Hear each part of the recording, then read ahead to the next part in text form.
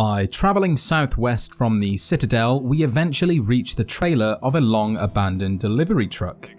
Climbing inside, we see and hear the closest thing Fallout has to surround sound. How you kids handling post-apocalyptia today? We interrupt our regularly scheduled program for some news. 9 Dog might be 6 Dog too deep. There's a reason 3 Dog stopped counting when he did. West of the Jukebox Trio is a small parking lot and a building with a radar lookout. Let's go ahead and take care of him before he sees us. As we get closer, we see another hostile marker which doesn't seem to be moving. That could be a turret. We also see the back of a pitching machine, which makes me think we'll be seeing at least one trap. Around the corner are several live mines dotted around the entrance to the building. With those out of the way, we sneak over to a tripwire connected to a steel girder and a bear trap in front of the stairs. There's also a Nuka-Cola vending machine we can search before heading up. Up the first half of the stairs is another mine, poorly hidden beneath a wooden crate, a tripwire connected to a combat shotgun, and another bear trap at the top of the stairs. This raider wasn't taking any chances, was he? I've never noticed the D on the pressure plate before. I have no idea what this could stand for. It could be the initial of the manufacturer or company, but I can't be certain. What do you think it stands for? On this floor we only find Cram and Fancy Lad's snack cakes inside the Eatertronic. Heading up the next set of stairs we receive a charming little message, another tripwire, although I'm not entirely sure what it was connected to, and a third bear trap. In the corner of the room is the turret we anticipated. As it explodes, it seems to trigger the pitching machine, which hurls baseballs through the doorway. I must admit these things can travel quite the distance. Once the bombardment has finished, we can shuffle around the broken floors and loot the 2 first aid kits on the wall. In total, we find 1 Rad-X, 1 Radaway, 2 Dirty Waters, 1 Purified Water, and 4 Stimpaks. Through the doorway to our right we enter the hallway with the spent pitching machine. Across this is a makeshift table made from planks of wood and 2 large safes.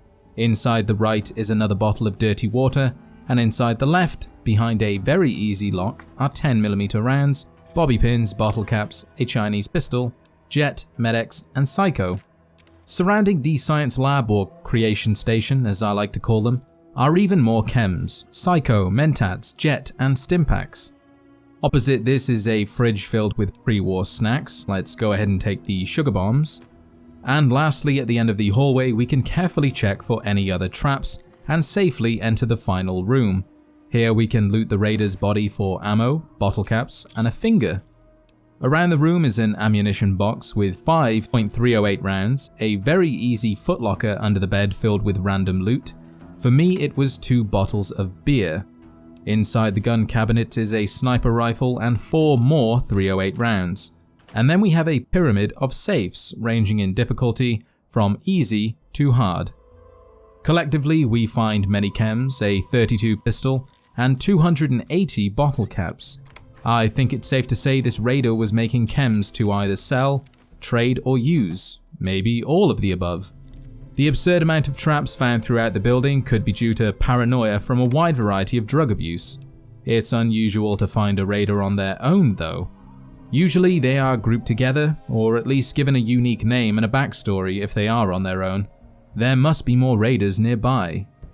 Heading down the stairs, we can walk over to the building beside this one to receive a random encounter. For me it was 3 vicious dogs attacking a Wastelander.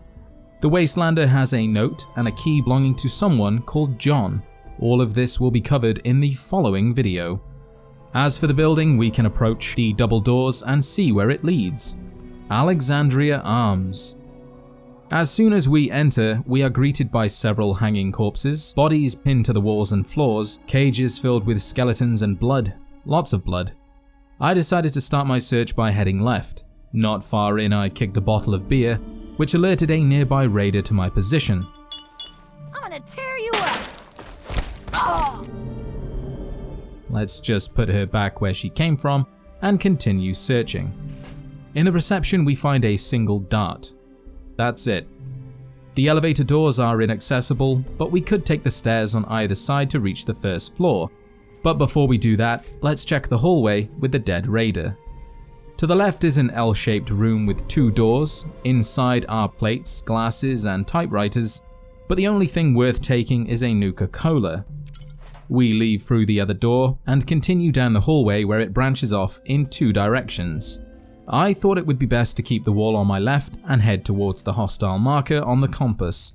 At the end of this left path, we encounter the marker at the bottom of a staircase. You're dead, meat sack! It's go time! Will you just stand still? Oh! Ignoring the stairs, we turn around and head down the other path.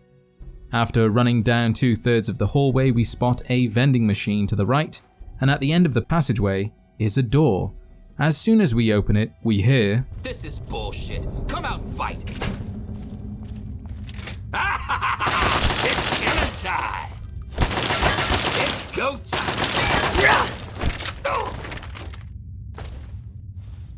These raiders are spread pretty thin. I'm starting to get suspicious by the lack of traps. In this new room, we find a duck and cover skill book on the shelf above the sleeping raider and a Nuka-Cola in the corner desk. From here, we can proceed through the double doors to the hotel's recreational area. Plunkett's valid points are pretty fun, but I think we need something with a little more range. There's nowhere else to go down here, so the only way left is up. But I want to start from the entrance and make my way from there. Also, it looks like the floor above connects to the reception through those double doors. Hopefully we won't have to backtrack if we're wrong. However, before we have the chance to retrace our steps and find out, we're interrupted by 2 raiders. It's go time.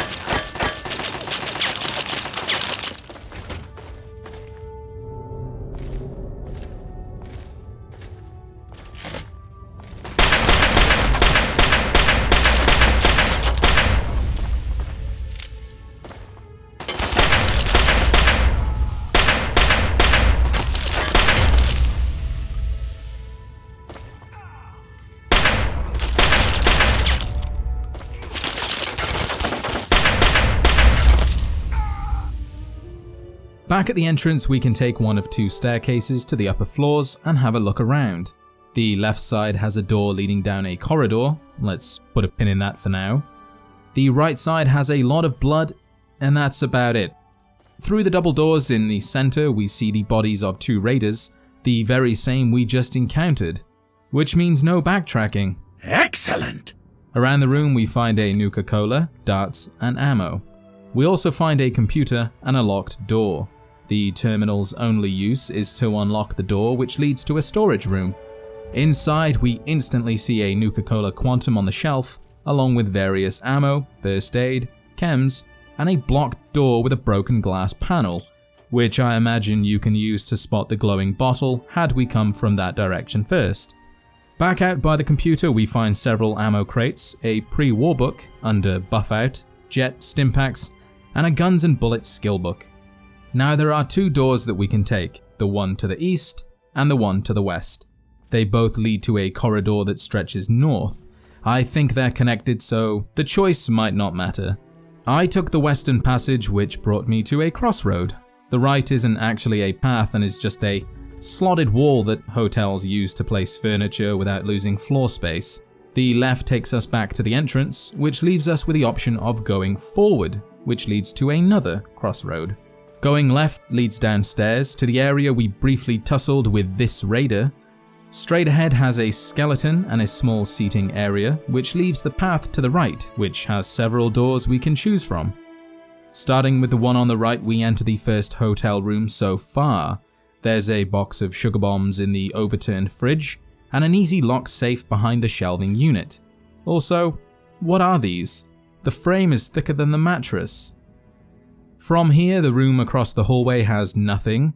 The next room on the right has a rolling pin, and the room across from that has a box of sugar bombs.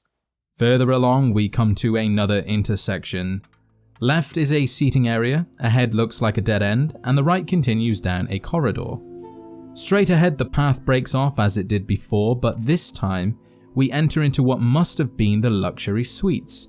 The rooms are still a complete mess, but the beds are queen size with wooden frames. There are several pre-war clothes to be found inside the wardrobes.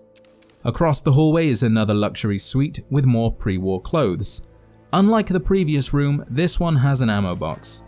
The end of this path is blocked by rubble, so we have no choice but to turn around and head down the only way left unexplored.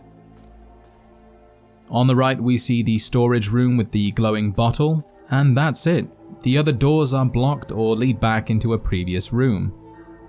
And there we have it, the Alexandria Arms Hotel and the inhabiting raiders.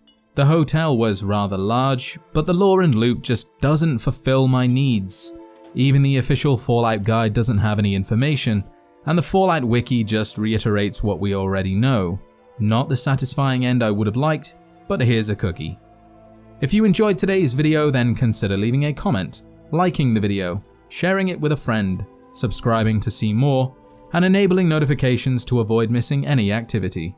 Thank you for watching, and I will see you in the next adventure.